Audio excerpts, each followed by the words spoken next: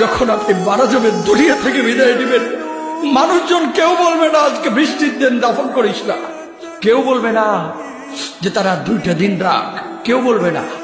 কবরের মধ্যে যখন নিয়ে যাওয়া হবে, আপনার স্ত্রীর কথা মনে পড়বে, আপনার সন্তানের কথা মনে পড়বে, আপনার বাবার কথা মনে পড়বে।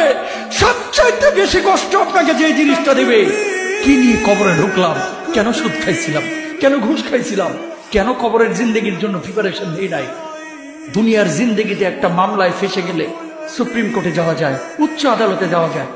আখিরাতের জিন্দেগিতে কোনো মামলায় ফেসে গেলে পালাবার কোনো আর পথ নাই। চলে যেতে হবে। দালান ঘর, বাড়ি ঘর, টাকা পয়সার জন্য পাগল হয়ে থাকে আমরা, কিন্তু এটা আমার আসল ঘর নয়।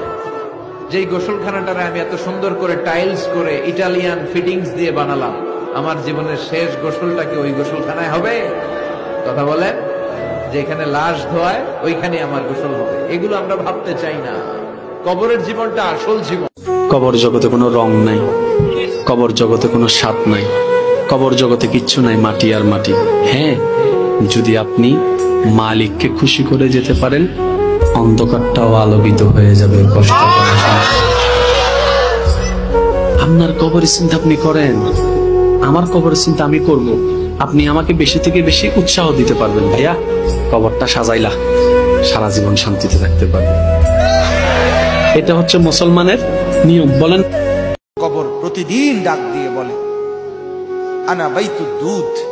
প্রত্যেকের কবর প্রত্যেককে ডেকে বলে, ও আল্লাহর বান্দা, জানো আমি পোকামাকড়ের ঘর, পোকামাকড়ের ঘর। তুমি তো সেই বান্দা যে একটা মশা কানের পাশ দিয়ে উড়ে গেলে তোমার ঘুম বন্ধ হয়ে যায়, চোখ মিলে যায়। একটা মশার গুনগুন আওয়াজ সহ্য করতে পারো না।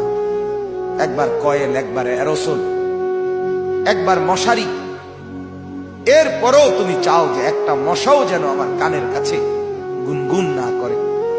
তো 5 ঘন্টার ঘুমের জন্য, 6 ঘন্টার ঘুমের জন্য বান্দা এই যত্ন নিলা, অনন্তকাল কিংবা বছরের পর বছর কবরের যে ঘুম দিবা, পড়ে থাকবা সেই ঘরে, পোকা মাকড়ের ঘর, সেই ঘরে তুমি ঘুমাইবা কেমনে, থাকবা?